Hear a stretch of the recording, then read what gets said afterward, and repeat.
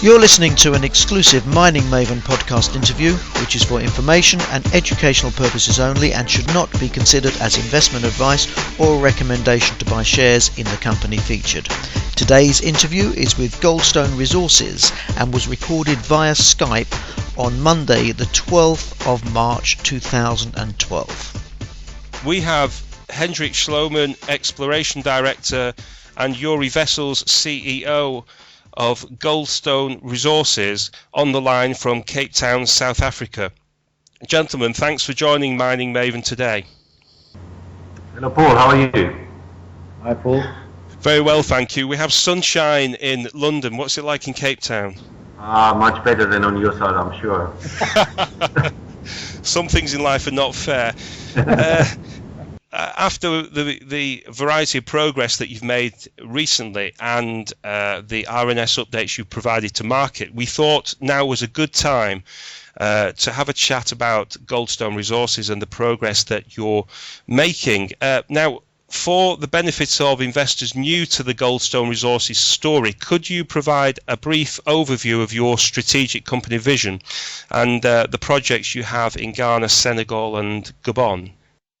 Yes, Paul, it's Jurie speaking here. The company basically has two facets to it, both of which have different value propositions and strategies associated with them. The one facet relates to the tangible resource at Omase, as you no doubt know about, and the other to the speculative appeal and exploration upside associated with all our projects. When I refer to the speculative appeal on all our projects, I also include the targeted but yet to be discovered ounces at Omase Akrikeri. And you will see what we mean by the rest of it as we go on with the conversation, no doubt. On the one hand, our strategy is to develop Omase Akrikeri as far as possible, i.e. until the opportunity cost of exploration becomes too high, which will lead us to investigate the possibilities of commercialization. And on the other hand, it is to spend our exploration dollars wisely to possibly make a company transforming discovery.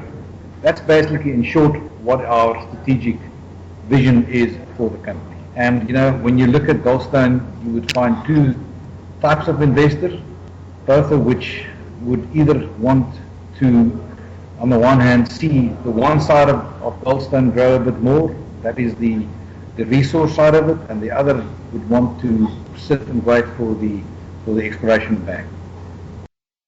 Okay, thanks, Jurie. We talk about through MiningMaven security and blue sky, and I sense that's what you have in the company at the moment.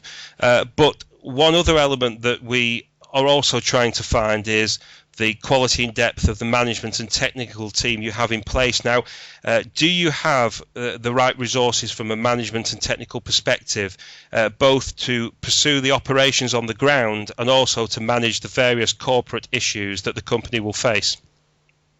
Paul, from a technical point of view, as you know, that I'm the one heading the technical side of things, and we're presently in the process of employing or replacing Philip Leroux, our exploration manager. That's almost completed, but we're still working on it.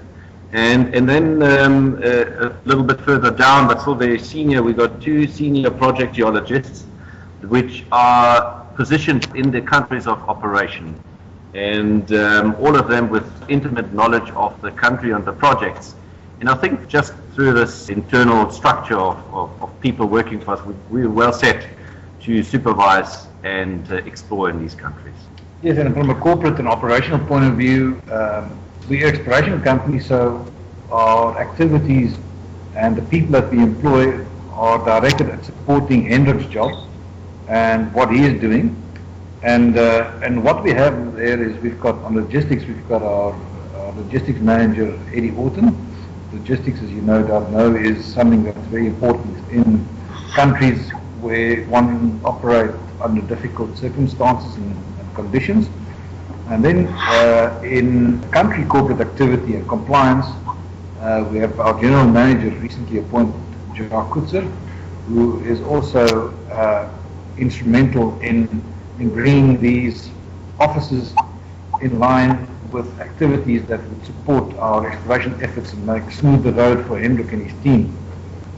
In Gabon, for instance, we do have a country manager there, office manager. Her name is Excel Gago. She was recently appointed, and she is French speaking. And we try to do the same thing in all the other countries to keep locals involved so that we are able to work with the conventions of the specific country. Okay, fantastic. So you're building a team and a network that enables you to work in some of these substantial territories reasonably efficiently. Correct, that's right. Great. Okay, now turning to Ghana, can you tell us about the current status of your Homasi Akrokeri project, describing the current JORC resource and the steps you're taking to further your understanding of, first of all, the local geology, and then to expand the quantified resource? Paul, you know that, or zooming out a little bit, and I'm sure you already know, we are in Ghana, we're in the Ashanti Gold Belt, which is a good address to explore at. And within that, we are quite close to the Obuasi plant, and we have a 4-kilometer long gold resource there of 400,000 ounces. And all of that is along a shear zone in the Birimian rocks. It's well understood, and all the mineralization is still open down dip in the long strike. And we will find it, I think, relatively easy to test the potential in these directions, i.e. down dip and long strike. Recently we also added a second drill rig to our Homasi Akrokeri project, and of course that will help us to add a lot more momentum there to the exploration advance in the next couple of months. And on top of that, we have quite a lot of exploration potential on the pyramid area. We got a parallel trend that came up very excitingly recently. It's the Outer Brim structure, which is just a few hundred meters from Homasi, and which supplied us with, or gave us very good soil results recently. Then we have an intrusion there, a granite intrusion, the Akrokeri granite, and there is a quartz vein that was mined by the colonials from 1900 to 1906 at very high grades. We are presently drilling under the colonial minings, and we have some wonderful soil anomalies in the area. So altogether, we believe that we have the exploration potential to build on our 400,000 ounces. And with that in view, we just commissioned a airborne geophysical study. It's called a VTEM study, which will shed new light on all of these aspects of exploration, clarifying some of the structures that we want to follow up. Super. Now, notwithstanding the value of the resource in the ground, what options are there for crystallizing value for investors as the exploration phase matures and the thoughts turn to gold production or alternatives? Paul, you know, we've got about 128,000 ounces of the resource is in the oxide material, which is the wetter part of it, which is easy to extract because it's on the surface. We hope to obviously extend that with our efforts as we go on.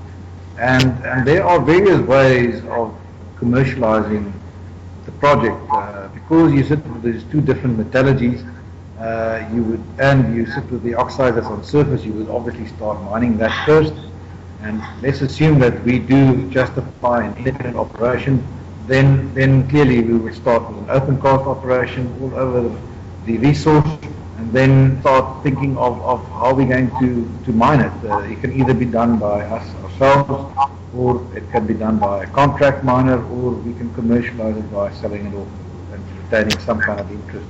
If that doesn't work, i.e. there is not an independent operation feasible on the Homasi Akrokeri license areas, and we found less that was necessary to justify it, then our B option, which is always very attractive to Goldstone, as if you compare it to other companies that's not in the brownfield environment, is that around us there are other headgears and also processing plants, and that means that we can commercialize the asset by selling the ore. Now, you know, the gold price is at a very high level. It's never been this high, comparatively speaking, in real terms.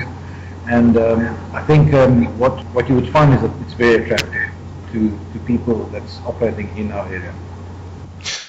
Okay, you also have the Mansour Menfi project in Ghana, what are the key features of this license, and what are you hoping to learn from the high-resolution airborne magnetic and radiometric survey work that you're undertaking? Paul, at Manso Menti in Ghana, we have a problem that's a good one to have.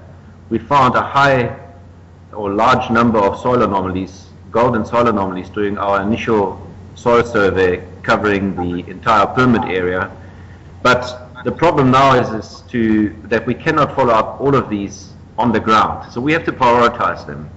And the high-resolution magnetic survey, and to some extent also the radiometric survey, will help us with this process. We hope to find with the survey that some of these gold anomalies, which many of them have a strike length of more than 4 kilometers, will also be shown or will correlate in space with the structures that may show up in the magnetic survey, and in particular those anomalies that show correlation with structures interpreted from the MAG survey that we want to follow up on the ground. So that's what we're hoping to get out of it. And once that's achieved, we would then go back to the prioritized anomalies and do on-the-ground follow-up with infill soil sampling and trenching. Okay, great. Now, if we move over to Senegal, you have identified multiple targets in Senegal.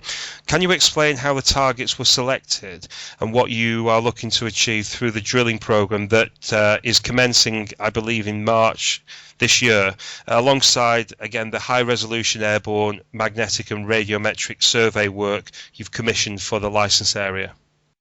Our initial survey consisted of termite mound sampling. And we covered the entire area, and we discovered 3 regional large surface gold anomalies in the prospect or in the pyramid area. And after this, we started doing our follow-up work on the ground. And at this stage, we've only received results for the central Tiabeji anomaly as far as the infill and follow-up work is concerned. We then took a decision to commit to a 15,000 meter RAV drilling program on the Tiabeji anomaly, the central anomaly, and we will later, once the infill results for the other 2 anomalies are well known, we'll probably do more drilling on these 2 other anomalies. The RAV drilling on the Tiabeji anomaly is to commence this month, and we believe, or we hope, that this will be an exciting program for us. It's also important to remember that the Tiabeji anomaly is a splay of the MTZ. The MTZ is a major structure that crosses large parts of the eastern part of Senegal, and a little bit further to the northeast resulted in the formation of the very large Mosaba gold deposit that was discovered by Rand Gold. You asked what are we looking to achieve through the drilling program, and the end of it, what we really want to achieve is to make a discovery. Absolutely. Preferably more than one. That's right. So hopefully that in itself, with the nature of a RAD drilling program, would not be sufficient. Unfortunately, we'll have to do some further work, but it will give everybody a very good idea, depending on the results, of course, of what's going on there. Okay, just to help clarify for anyone who doesn't understand, what does RAB drilling mean? RAB drilling really means that you drill only to shallow depths. You go into weathered rock, but you typically wouldn't go into fresh rock. Because of the shallow drilling, the shallow nature of the drilling, your price per meter is low, and you can drill a lot of meters with a relatively small budget. So you can cover a lot of ground. You can cover a very large anomaly, for example, like the Tiabeji anomaly is, and see where the underlying mineralization in the weathered rock lies. You would then typically, after you found it in the weathered rock, go back with a more expensive drilling method, like for example with RC drilling, and drill under the RAB anomalies to confirm how the found mineralization in the rock would extend to larger depths under the RAB results. So it's a step process, and it's a logical next step, and it will tell us if the rock is mineralized and where it is mineralized. Yeah. So, but if you do get a consistent result in the draw lines, then you can easily draw some inferences from that that there is something big around. Okay, Thanks for that. Now, investors following the Goldstone Resources story for some time will be aware of the excitement surrounding your interest in Gabon. Can you explain to listeners the size and prospectivity of the Gabon anomalies? In Gabon, we have two anomalies.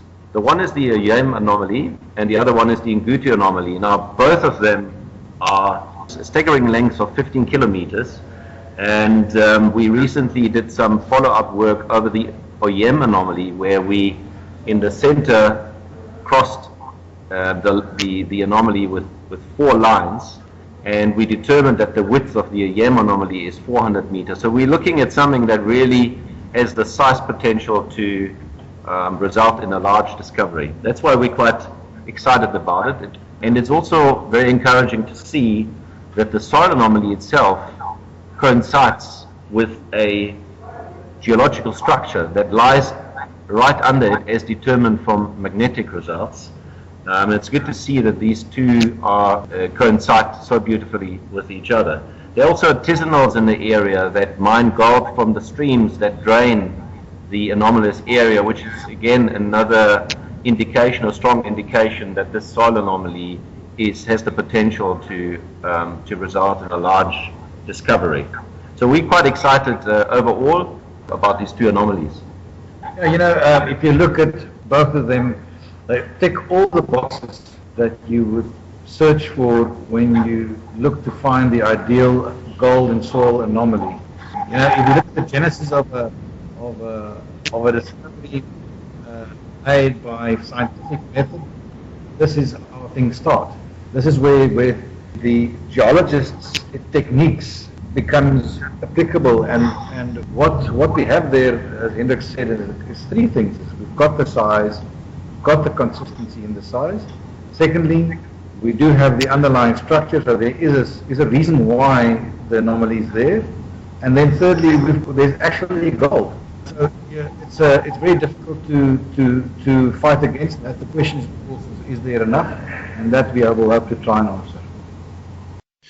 With such a substantial territory in Gabon, how do you mobilize and manage in-country operations effectively? You're talking about Gabon, but the answer we'll be giving you pretty much applies to all the projects, especially Senegal as well. It's very important to have the right people involved, and the right people will make sure that the right base camp is built, it's adequate for the purpose that we want to use it for, and then that a base camp is established in the nearest center. It doesn't have to be the capital city, but somewhere that's got sufficient infrastructure and facilities to support the exploration efforts. Now, for instance, in Gabon, we've got a base camp in Libreville with space enough where your drill rigs can be parked, where we can keep our equipment. And then in Oyem, at this stage, and in Ngutu it's in building, we've got a base camp and we are building fly camps to support the drilling operation. Now, one investor, Unity Mining, a company listed on the ASX, holds around 1/3 of Goldstone shares. Why is this an important strategic relationship for Goldstone Resources and for Unity Mining? Paul, Goldstone concluded a strategic alliance with Unity Mining back in May 2010. And it was important for us then, and as it is now, that Unity is an investor like everybody else.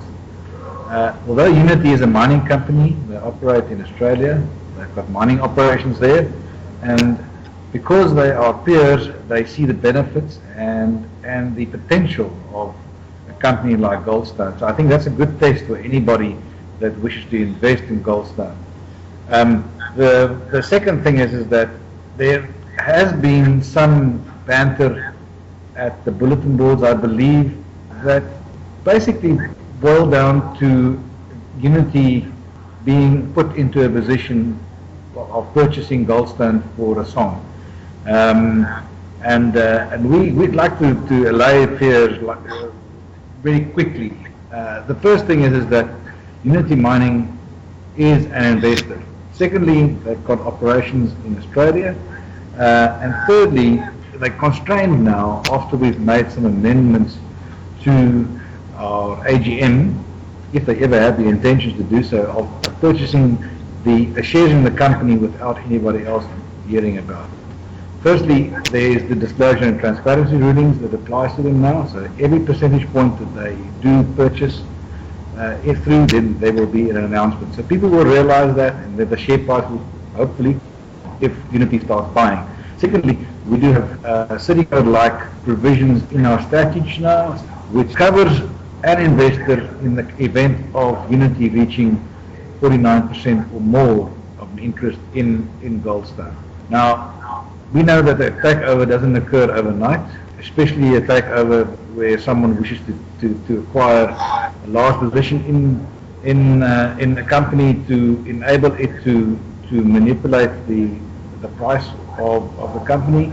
And I think as long as people keep their eyes on what's going on in the company, on the share price, and what's going on from our announcements, I can't see any reason why there should be any fear of Unity purchasing Goldstone for very cheaply.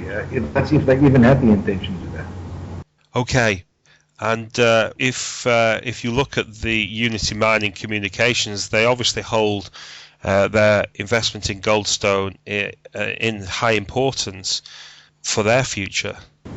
Yes, I do. Yes. Recognizing the flourishing of your exploration programs, how well funded is the company? The funds that we received in last year November will be enough to carry us comfortably through the exploration programs that we've planned for this year, Paul. And we're very happy with that, and we foresee no shortage of funding for this year. Fantastic.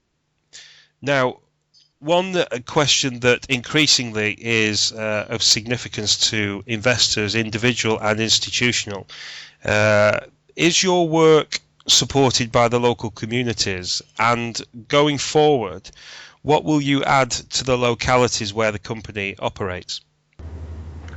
It's part of our strategy and internal view to work closely with the communities. We understand that the communities will be part of our success in the future, and therefore we make quite an effort to work closely on the ground. Let me just give you a few examples of what we're doing. For example, in Gabon, we have established a relationship with WWF, and WWF in Gabon is very concerned about the poaching of forest elephants in the area. In the immediate area of our OEM license, started to cooperate with them in helping them with some finance in order to make it impossible for the poachers to penetrate the area. In Senegal and Angola, we did a bit of research on the ground, and it turned out that the government was not able to register birth in the area where we operate. And that was quite detrimental to the communities, because the people that weren't registered at birth are not able to receive government funds later on in their life, and of course they can't have an ID book. And therefore we helped the government with funding, or let's rather say the province in the area, with funding that was used in order to establish a birth certification registration process. And in Homasa Akokeri, there was a need in the small town of Akokeri for potable water, and we, in the next 2 weeks, will start with a program during which we will drill, I think it's 3 or 4 boreholes in order to supply potable water to the community. Paul, just continuing on Hendrik's answer, we'd like to say that we've got a very good relationship with the communities, especially the Homasa Akokeri, where there are quite a lot of people living there. I, for instance, last week met the chief of the Akokeri surrounding area and the royal household, and they also leveled some requests at us. One, for instance, is that we contribute towards the erection of poles in the area, which we of course can't always do in exploration, and we'd like to always bring them to the point where they rather see the benefits that will follow from a possible mining operation later on. But yes, all over the place we have got good relationships with the people that's on the ground, and that's obviously very important to us. That's great. Now, one final question. What can investors look forward to by way of expected news flow in 2012? We've got 3 drill rigs out in the field now. 2 at Somasi and Akiri, and then another one mobilizing as we speak at Sangola. There will be a 4th one added in Gabon at Oyem. And as you heard, that we are busy with other work as well, the radiometric and airborne magnetic surveys, and other work that relates to infill soil sampling, etc. So there is a wealth of news flow possibly to come in the next 9 months, arising from those activities, and we will keep the market as we've done in the past up to date. That's good to hear. Well, thank you once again, Hendrik and Jurie, for your time today. Yes, thank you very much for affording us the opportunity. Thanks, Paul. Always a pleasure to talk to you guys. We hope you enjoyed listening to this exclusive MiningMaven podcast interview, which is for information and educational purposes only and not to be considered as investment advice or a recommendation to buy shares in the company featured. Remember to go to our homepage at www.miningmaven.com to sign up for all our latest updates.